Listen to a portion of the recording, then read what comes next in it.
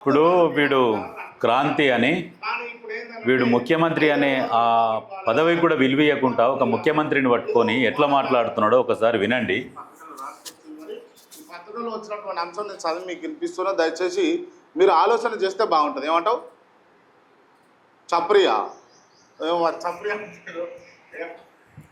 చప్రి అట. వీడు subsidy cylinder లాగా ఉండి ముఖ్యమంత్రిని పట్టుకొని ఎట్లా మాట్లాడుతున్నాడు చూడు. మాస్ రోడ్ల మీద వేస్తారు కదా, మాస్గా ఉంటారు కదా ఆటోలు నడిపేటోళ్ళు, లేకపోతే ఇంకోటి ఆటోలు నడిపేటోళ్ళు మరి చిన్నపుచ్చుకోకూడమా? ఆటోలలో కూడా ముడేసిండు కదా, ముడి కింద మరి నిధి ఉంది, పోయి దండం పెట్టుకొని రాపో. అవులాగా ఎందుకురా, నువ్వెట్లున్నావు చూసుకున్నావా? సబ్సిడీ సిలిండర్ లాగా ఉన్నావు. మరి గత ముఖ్యమంత్రి కేసీఆర్ గురించి ఎందుకు మాట్లాడు?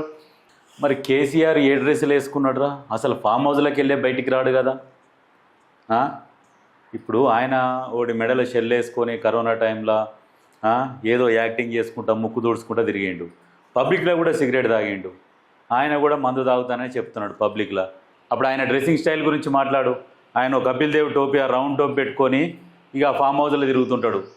పుణ్యానికి వచ్చిన తెలంగాణ ప్రజల సొమ్ముతో ఫామ్ హౌస్ కొనుక్కొని ఇక ఫామ్ హౌస్లో తిరుగుతున్నాడు. 440 ఎకరాల ఫామ్ హౌస్, 40 ఎకరాల ఫామ్ హౌస్ 440 ఎకరాలు అయింది. మరి ప్రజల సొమ్ముతో ఎంజాయ్ చేస్తారు. వాళ్ళ గురించి ఎందుకు మాట్లాడవు?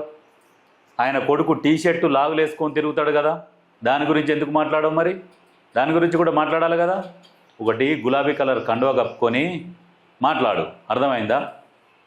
ఇప్పుడు ఢిల్లీకి పోతారు కొంతమంది చలికాలంలో. ఢిల్లీకి పోయినప్పుడు ఒక్కొక్కరు ఒక్కొక్క కలరు జెర్కిన్లు వేసుకుంటారు, ఒకళ్ళు స్వెటర్లు వేసుకుంటారు, రకరకాల షావులాలు కప్పుకుంటారు. మరి అప్పుడు కూడా వాళ్ళందరూ మరి వైట్ కలరే వేసుకోవాలనేది ఏం రూల్ లేదు కదా. ఎవ్వరికి నచ్చినట్టు వాళ్ళ పర్సనల్స్గా వాళ్ళ స్టైల్లో వాళ్ళు ఉంటారు. నీకేం నొప్పి లేస్తుంది? మరి ఆయన ఏ డ్రెస్ వేసుకుంటే, ఏ టీషర్ట్ వేసుకుంటే నీకేం నొప్పి లేస్తుంది? నువ్వు కూడా వేసుకో. డ్రెస్సుల మీద కామెంట్ ఏందిరా? ఈడేమంటున్నావు? అంటే మాట్లాడే భాష మంచిగా మార్చుకోవాలి.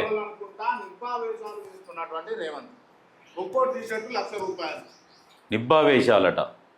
సిగ్గునాదరా నీకు మాట్లాడుతుంది? కనీసం మర్యాద ఇచ్చి మాట్లాడు. ₹1,00,000 టీషర్టు, 50,000 చెప్పులు ఉన్నాయా? అవి చూస్తావా? మరి పోదామా? ఎందుకు ఈ అబద్ధం మాటలు మాట్లాడుతున్నావు?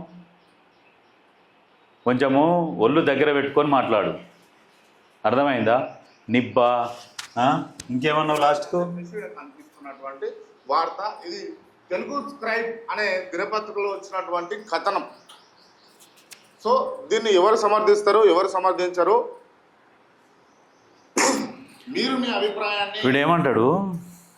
ఇలా చప్రి అని కూడా మాట్లాడతాడు. చప్రి అంటే ఏందిరా? నీకంటే ఎక్కువ చప్రి అంటే హైదరాబాదులో ఉన్నోళ్ళు నిబ్బాలు మోడల్స్ హైదరాబాద్లో నెక్కిరిస్తున్నావు.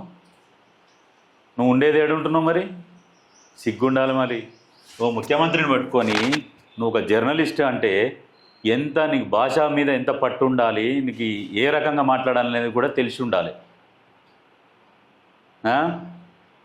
సబ్సిడీ సిలిండర్ లాగున్నావు, సిగ్గు లేదురా నీకు? కొంచెమన్నా తెలివి ఉండాలి, బుర్రతో మాట్లాడు.